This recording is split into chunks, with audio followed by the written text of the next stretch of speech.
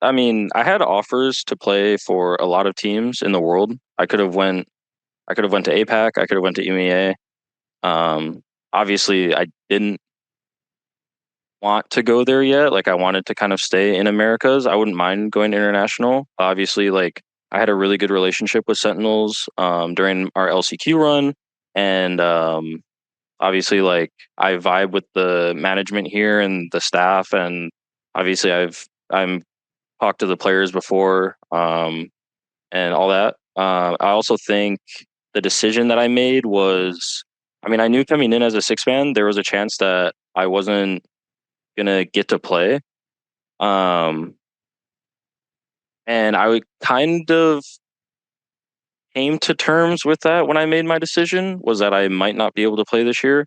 Obviously, it hurt like really bad, and like, um, watching the guys scrim and stuff like that, it just makes me want to play even more. I think that my decision was based off the fact that throughout my entire esports career, I was always chasing the riskiest option to win, and I think I had to kind of swallow my pride a little bit when I made my decision this year to be a six man because I'm a competitor and like my whole goal in my career is to win something. Like I feel like no matter how my career goes at the end of it, if I haven't won like a champs or a masters or something, or like both, I think in my career I've failed. So um I think the biggest thing for me was just the security in esports and Sentinels.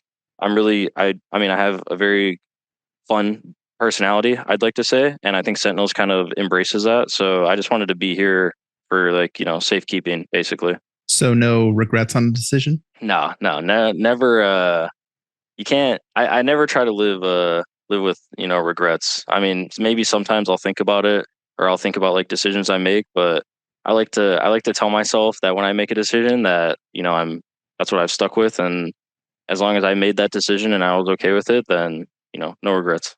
Yeah, I mean, obviously the comparison to the lock-in roster, like we didn't really have like that much time together. Like we played or with the C9 roster, sorry, with EA and Vanity, we played second in Red Bull home ground to 100 Thieves, and then we played Brazil and we lost to DRX in a three map series. And then after that, obviously our roster went through some drastic changes. We lost Ye, we lost Vanity.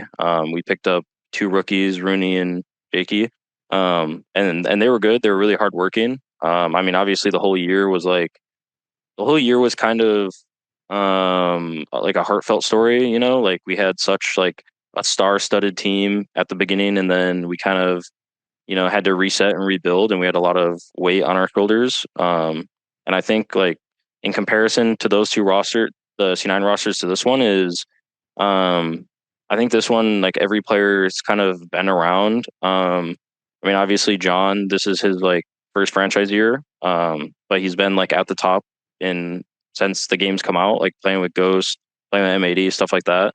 Um, so I don't really have like there's not really like insane comparisons to the rosters or like how the teams are. It's just kind of like trying to find our own balance of like ourselves and like what we have here and the players we have. And I think that's like every team, right? So I guess that's my comparison. Sorry, I don't really think I answered that like straightforward, but